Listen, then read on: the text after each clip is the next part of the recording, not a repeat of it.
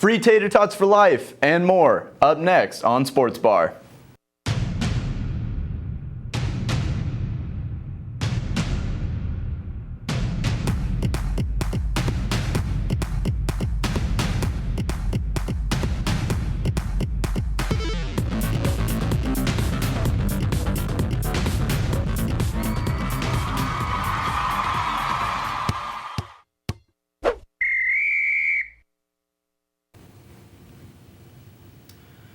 Hey, I'm Robin Palmer, producer of Sports Bar. I'm filling in for David Jackson today. He's down the mountain along with Ashton Schlachter, who would normally be here. So today we're left with me, Chris, and Travis. The leftovers. The leftovers, the people who are committed to their job. I guess let's just start off talking about last night, that crazy comeback win that the Royals had over the Mets. They were down 2-0 in the ninth, or coming into the ninth, and everyone thought, pack your bags, go back to Kansas City, let's figure out something to do next time. But then they came back, tied it out, and then won 7-2.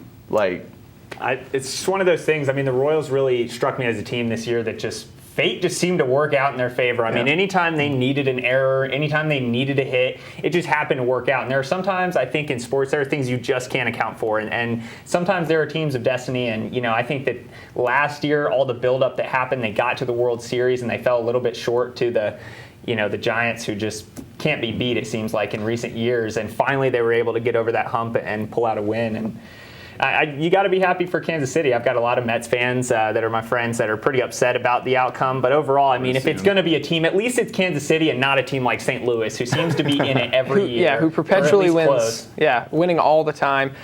This is, this whole process for Kansas City has taken, 5 years or so to really develop. They've gotten, better seemingly every single year. Obviously, they made the World Series last year.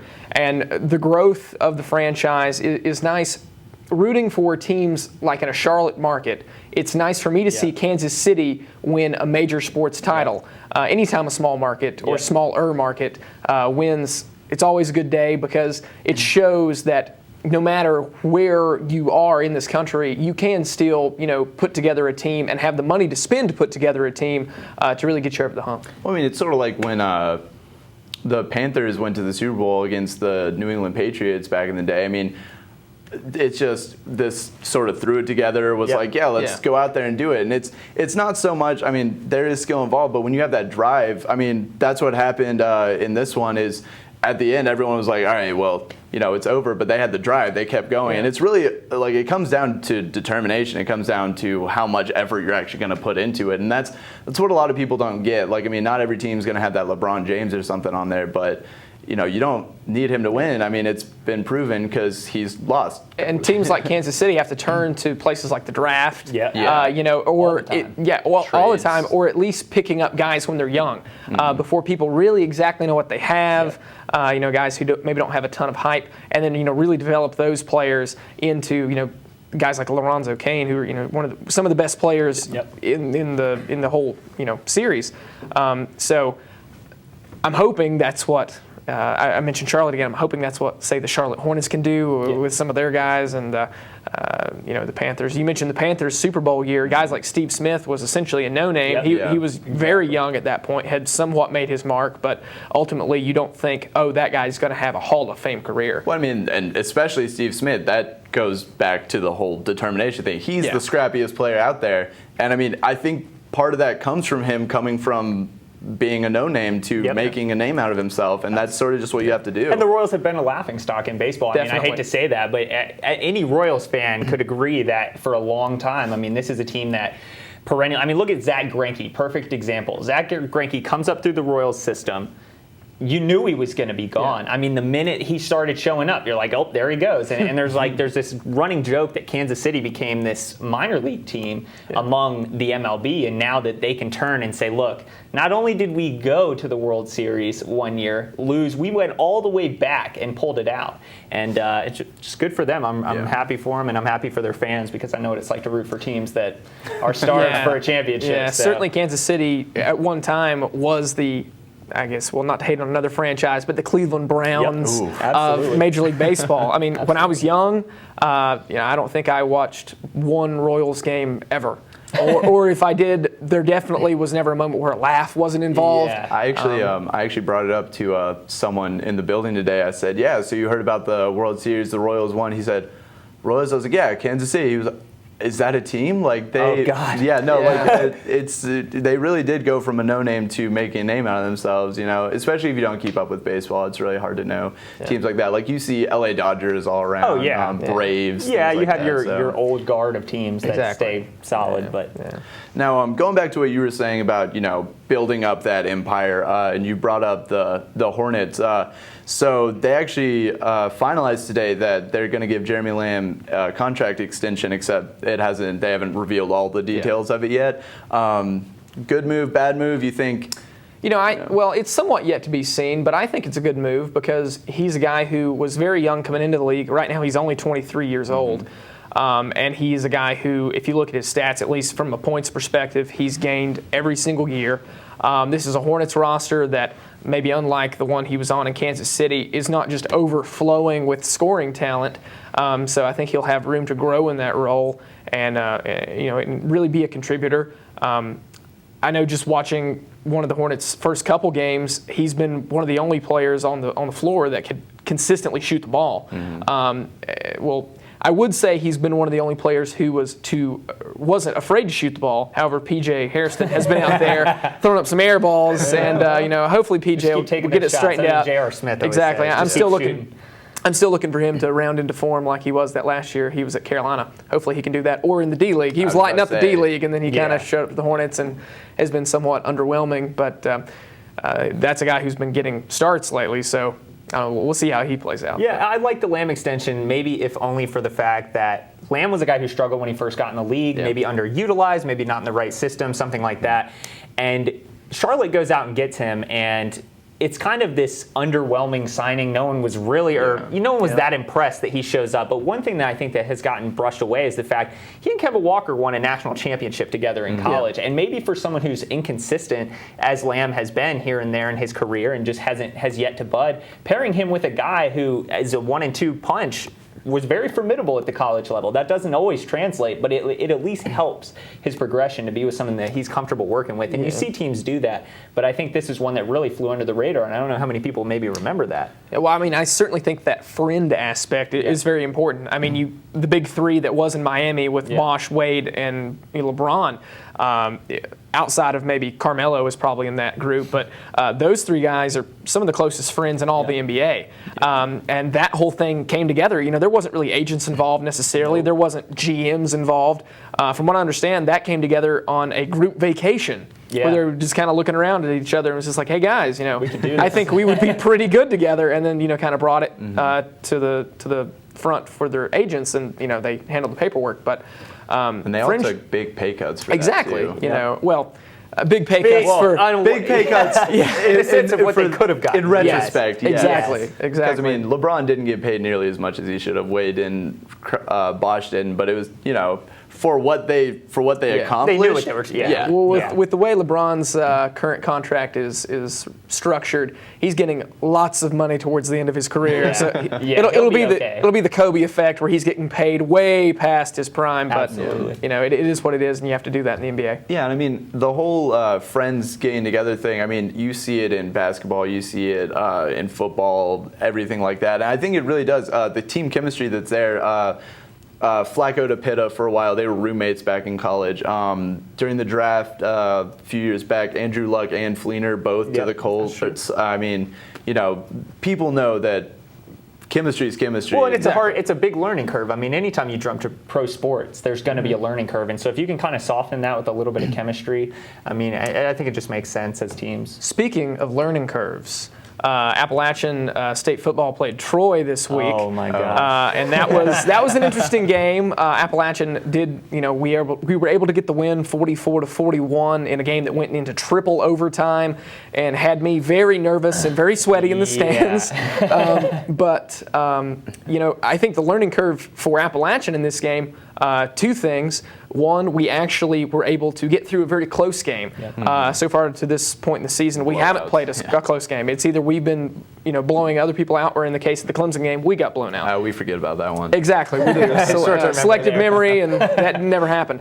And also, it's going to be a learning curve, or hopefully will serve as one for our secondary. Now, Troy came in with a terrific game plan. Absolutely. They really knew how to pick the holes in the zone, and that Silvers kid for Troy is pretty good. I mean, he's just a sophomore. He's I'm not sure. Decisive. I mean, for the most part, Very. make a lot of mistakes. He knew where he wanted to go with the ball, and he really should have had another touchdown pass with that one that was just flat out dropped, and there was no one within 15 yards of him. Oh my gosh! What a lucky break for the Mountaineers Exactly. there. I mean, I think everyone had the same question: how is he that open? Yeah. You know what I mean? It was like he was just standing behind the entire secondary, waving his hand. But my question to you guys is: how do we fix, at least defensively? How do we fix those holes before Thursday, before Arkansas State?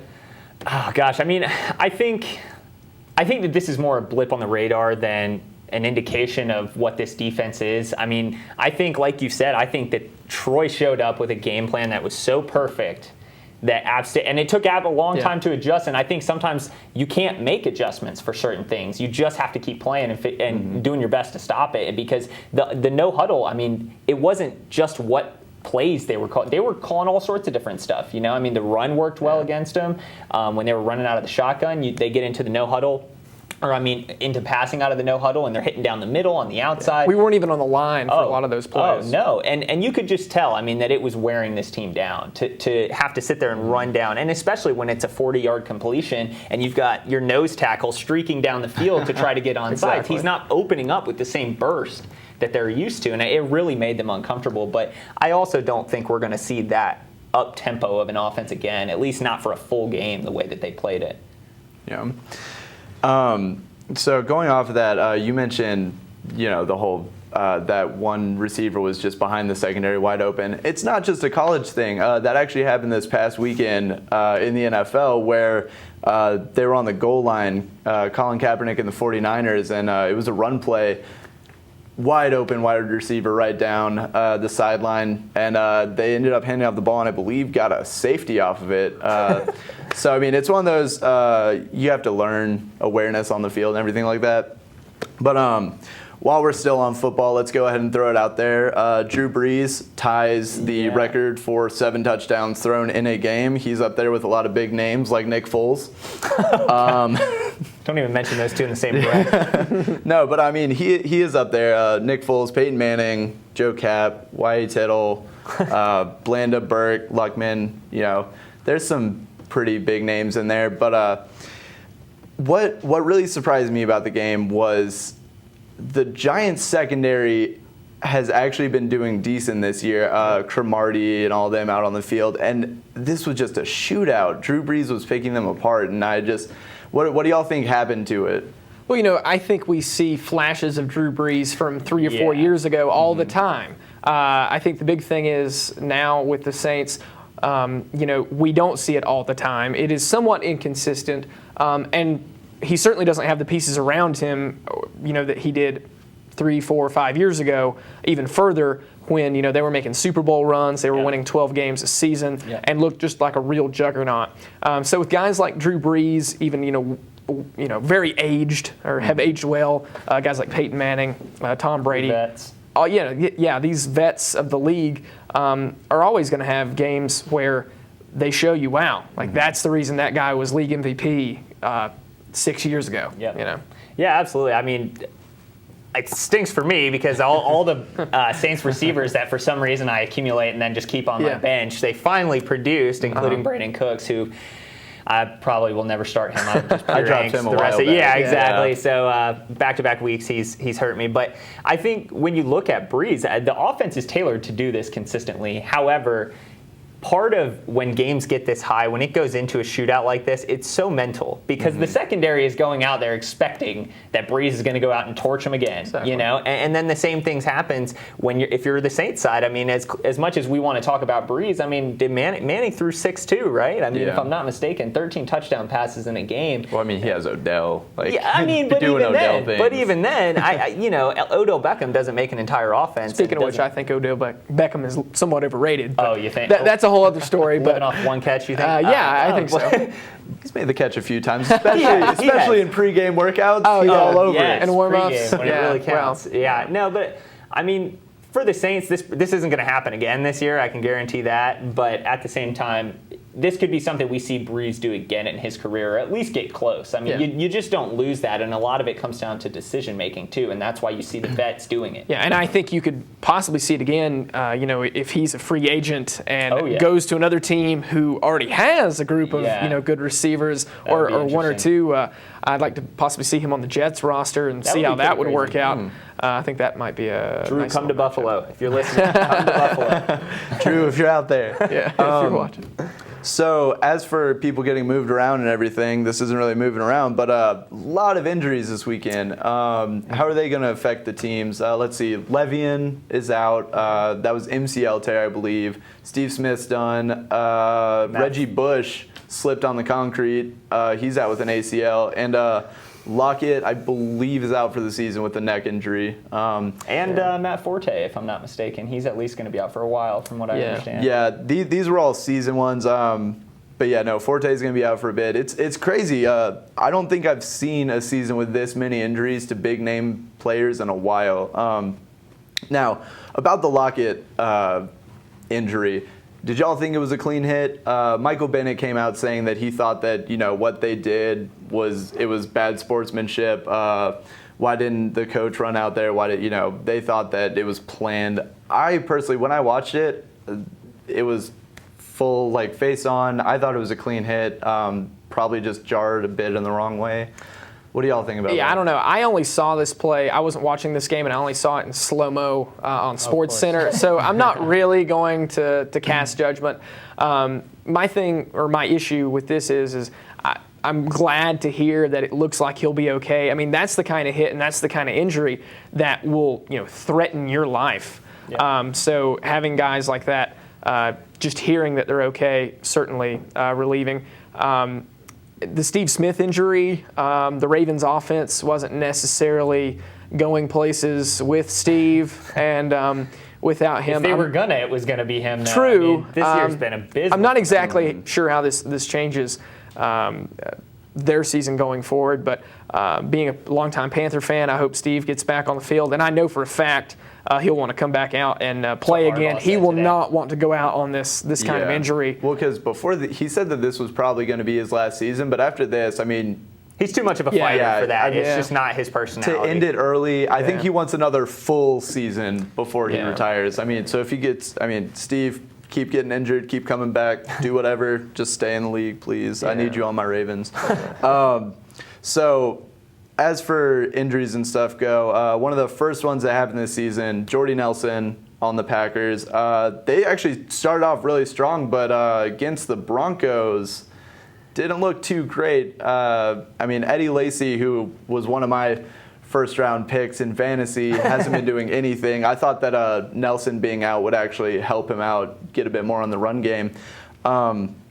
So what do y'all think about the Packers' offense? Their defense is still holding in all right, but are they lacking weapons? Because Aaron Rodgers can't do it all, but I think it's one of those things that, when Nelson goes down, that's a big name. You've had Lacy, who's been hurt, but Nelson is a guy who is handcuffed to Aaron Rodgers. He's somebody who every year was putting up consistent stats, and it takes pressure off of their other weapons like Randall Cobb, who is also a great weapon for them, but maybe not as great if all the attention is not necessarily number him. one. But not when Talib's on him. Yeah, exactly. And two, I think going to the other side, this says a lot more about Denver than it does about Green Bay, because Green Bay will be all right. Rodgers will figure it out as it gets closer to the playoffs. Whether that means they're in the Super Bowl or not, I have no idea. It remains to be seen, and I think it's too early. But I think that Denver said, slow down, New England. Like, you're not the only good team in the AFC. Mm-hmm. And if there's the past few weeks watching New England just go through and dominate teams, I'm like, oh great, here we go, here we go, here comes New England. Teams like the Jaguars. Well, but at the same time, I mean, they're not just beating teams; they're beating teams by a solid margin. Yeah. The Jets last week, the Jets are a good defense too, but couldn't stop them and have probably as close of a secondary to the Broncos as any team in the league. But Denver has now established themselves as a team that New England should worry about because they're the only team with the defense to do it, I think. Yeah, when it comes to offensive or offensive stats or just offensive weapons, Aaron Rodgers is really the only. If you have Aaron Rodgers, your team is pretty set, in my opinion. I mean, you and I could catch about 50 I think balls so. a year, Yeah, exactly. 800 yards. Exactly, because he is honestly that good of a quarterback. Well, and not only just his quarterback ability, but his line, his offensive line keeping him in there. I mean, it's sort of like with the Patriots line. Like Brady's great. Brady's even better with his offensive line, not letting anyone hit him. I mean, when Brady goes down, that there's a problem there. Yeah. If Aaron gets hit, which he did a couple times, it's shocking more than anything. If Cam gets chased down, like our Panthers line's decent, but like if Cam gets chased down, it's like, oh, okay, that happened again. But if you see it happen to Aaron Rodgers or Brady or any of them, it's actually really shocking, which adds to his repertoire of being great quarterback. Exactly, and the biggest surprise for me in this game wasn't necessarily the fact that Green Bay's offense sputtered or that the Broncos' defense had played well because they've been playing well all year and last year and frankly the year before that. But it was the fact that Peyton Manning came through in this game. Yeah. And that feels really weird for me to say, to form those words. But in a year when, Manning has caught a whole lot of scrutiny about is he, should he have retired last year? Is he really the quarterback that can lead you deep into the playoffs? I think this game went a long way to saying, yes, he is. And maybe a case of the Drew Brees situation we were talking about where these guys don't forget how to play football just because they get a few years on them. This is easily the best defense, though, that Peyton Manning has ever had. I mean, Colts aside, whatever. And the one year that the Colts had a solid defense, he won a Super Bowl. Exactly. I think it'll be interesting to see Peyton in the playoffs when he doesn't have to be the guy that, if Peyton doesn't play well, the Broncos are sunk. When they can fall back on a defense. Because Peyton Manning last night, to win by the margin they did, He had 300 yards and a pick. That was his stat line. That's not the Peyton Manning winning a game stat line that we're used to. So I don't know. I think that the defense could make this team really, really scary. Yeah, and Peyton's proven it before that he can throw the ball. Even earlier this season against the Chiefs, he sort of shut up the critics, but they always come back to try and do that. 170-yard bomb down the sideline doesn't quiet everyone. So. Well, so moving on, just great players in general. We're going to transition a bit over to the NBA again. Steph Curry against the Pelicans had more points in the third quarter himself than the Pelicans did. I'm not going to say anything or too much about it right now. They could be on their way to another title. Steph's doing great things. There's a lot of players who sort of waver and have been moved around and stuff, but I think the Warriors still have a solid team. Do y'all have anything looking ahead for the NBA season? Well, certainly the Warriors are in contention for another title. They really lost nothing off that team. David Lee. David Lee. Yeah, exactly. He rode a whole lot of pine last year, so they're definitely in that mix. Teams like San Antonio, they never get old. Yeah. Virtually. They won the other night, and the Manu, Parker, and Duncan trio became the winningest trio of all time. Of all time. Think about some of the Celtics teams, some of the Lakers teams that kept three main guys together, and they've won more games than any of them. That's crazy. Sometimes we just forget how old they actually are. Yeah, exactly. When you see him on the field, the only one that we can sort of tell his age, Tim Duncan doesn't have the height. He's sort of like. He never played athletic. A little bit. But he always played a technical game. Even at Wake Forest. So honestly, of the Western Conference, maybe you throw the Clippers in there as. I don't know. They're going to win a bunch of games. Whether they do anything in the playoffs, I'm not sure. Switching, sides and looking at the Eastern Conference, some teams, or some people, that is, have really been high on the Heat. I think the Heat might be able to make the Eastern Conference Finals in the East just because it's the Eastern Conference, and outside of the Cleveland Cavaliers, do we know what we have? Yeah. But personally, I'm not quite on that bandwagon. I think they'll finish maybe 10 games above 500, and Cleveland is really the only team that I see as being a real contender in the Eastern Conference. Going back to where we started with the Warriors, I mean, I got to say, Steph Curry, in my life and the time that I've watched basketball, I've never seen somebody play and make it look so effortless. You expect LeBron to go out there and dominate. He's bigger than almost everybody, and you just expect it. But Curry, I mean, the plays where he's turning around and high-fiving people as the shot's falling, I mean, what is that? That's confidence that you haven't seen since Michael Jordan, dare I say. And he's got the clutch part of it, too. I think that they could be a team that win a few. Yeah, and again, it all goes back to confidence, just like earlier. So moving on, let's see how confident everyone is in their weekly picks for Monday Night very Football. confident. If we could go ahead and see that. Definitely do not have Curry confidence. All right, so Travis, you took a little fall off right there. Hey, okay, so here it is. I, partially for you, partially for the sake of the panel, partially for you, to switch it up. I was like, you know what? Let's go with the Ravens. Maybe I'll get a sleeper pick and get a jump on some of these guys. That didn't happen. Yeah. So now I'm in dead last. And I got to be honest, Robin, it feels really cold down here. And but this week, I'm certainly getting a win because I'm picking the Carolina Panthers. And there's no way that the Carolina Panthers are losing or tonight, that is, to the Colts. It just isn't. Yeah. Not happening. So we're going to go ahead and move on to picks. So can we get that up there, Travis? Panthers, there we Panthers, go. Yeah. What are you picking? I said a few weeks ago, I'm finally becoming a Panthers believer. I think that they're a pretty solid team, but I'm not picking them for that reason. I'm picking them because I think the Colts are terrible. Okay. And that's for you, Ashton. That's fair enough. All right. I'm voicing the opinion of Ashton today. She's actually down in Charlotte watching her Colts play the Panthers. She's going with the Colts. And David informed me before going down the mountain that he's going with the Panthers. So how the tables have turned. Three people pick the same team, and it's not. And David, it's not the three of us. Yeah, it includes David. Yeah, David's strategy has fallen apart. Who knows? Maybe David. He has a comfortable enough lead, I think. Yeah, he can afford a loss. I don't think he really could have chose the Colts over that. But that's about it. So we would like to invite you, as always, to leave your comments, questions, concerns at www.watchapptv.com. Until next time, I'm Robin Palmer.